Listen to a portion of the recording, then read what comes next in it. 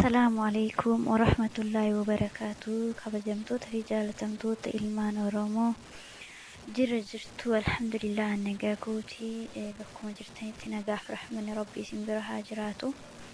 Silaas nagaa maaltu jira miti alhamdulillah alaa kulli haali rabbii mootummaa zaalima kanas nurraa haa kaasu biyya keenyas bilisummaa isaan dheebotan kana nu haa gonfachiisuun jedha inshaallah.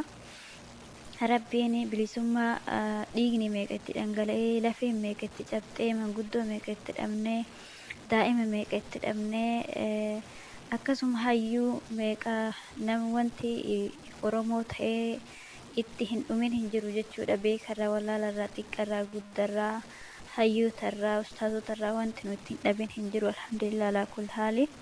Kan nama bilisoomsu rabbiin nu haa bilisoomsu jedha. Egaa akkuma beekamu barumsa idilee afaan Oromoo eegaleen ture kutaa tokko haga sadii warra hordoftanii kan hordofin immoo liinkii mataa viidiyoo gubbaarran isinii kaayaa tokko hanga sadii kuni kutaa afuraffaadha. Ilaala YouTube chaanalii koo subscribe naaf godhaa isiniin jedha. Barumsi keenya kan dabre keessatti waa'ee kutaa tokkoffaa keessatti waa'ee qubee afaan Oromoo qeenxee 26 ta'uu, qubeen dachaa 5 ta'uu, akkasumas qubee dubbachiistuu 5 ta'uu, qubee dubbachiistuu 5 yoo qubee qeenxee 26 keessaa baafne qubee dubbifamaa qeenxee 21 nu hafa. Sagantaa keenya kan lammaffaa keessatti haala sagalee barannee turre. Haala sagalee ittiin barreessinu, sagalee akkamitti akka uumamtu, sagaleen dubbifamaa fi dubbachiistuurraa yookaan dubbachiiftuun fi dubbachiiftuun walitti dhuftee sagalee uumuu barannee turre. Akkasumas sagalee dheeraa, gabaabaa, hudhaa, irra butaa, jabaa, laafaa barannee turre jechuudha. Sagantaan keenya kanarraa immoo jecha jedha. Jecha akkuma qubeen dubbachiistuu fi dubbachiistuun yookaan dubbifamaa fi dubbachiistuun walitti dhuftee sagalee nuuf kennitu, sagalee fi sagaleenis walitti dhufee jecha nuuf kenna. Fakkeenyaaf sagalee maa fi naa jedhu walitti yoo dhufte jecha mana jedhu nuuf kenna jechuudha. Sagalee maa fi naa walitti yoo dhufe mana jecha jedhu nuuf kenna jechuudha. Ammas fakkeenya biraa yoo fudhanne sagalee baa fi sagalee daa badaa yookaan sagalee baa fi sagalee dee bade jecha bade jedhu arganna jechuudha. Ammallee fakkeenya biraa sagalee laa fi sagalee maa jettu walitti yoo dhufte jecha lama jettu nuuf kenniti jechuudha. Sagalee buu fi sagalee naa jecha buna jedhu nuuf kenniti jechuudha.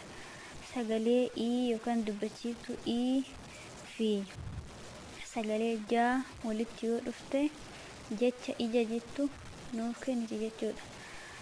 Jecha sagalee dheeraa of keessaa qaban yoo ilaalle jechuun armaan olitti ilaalle kun hundi isaaniitu jechoota sagalee gabaabaati. Mana, bade, lama, buna, ija, kuma waan akkasii jechuudha. Jechoota sagalee gabaabaati jechuudha. Jechoota sagalee dheeraa of keessaa qaban immoo hima yookaan jecha yoo ijaarru kooraa, raa, raa sagalee koo jettuu fi sagalee raa jettu walitti dhufte jecha kooraa jedhu nuuf kenniti. Sagalee laa jettuu fi sagalee haa jettu walitti yoo dhufte jecha laafaa. Sagalee dhee jettuu fi sagalee raa jettu walitti yoo dhufte jecha dheeraa. Sagalee baa jettuu fi sagaleen tii jettu walitti yoo dhufte jecha baatii jedhu arganna jechuudha. Tole kabajamtoota fi jaalatamtoota ilmaan Oromoo, anillee viidiyoo gabaabseen isiniif waraabaa akka isiniif daawwachuuf isinis tolutti jechuudha. Viidiyoo isinitti hin dheeressu. Sagantaa itti aanullee waa'ee jechaa qubee jabaa fi akkasumas qubee laafaatiin ijaaruu jecha walitti deebinaa inshaallah.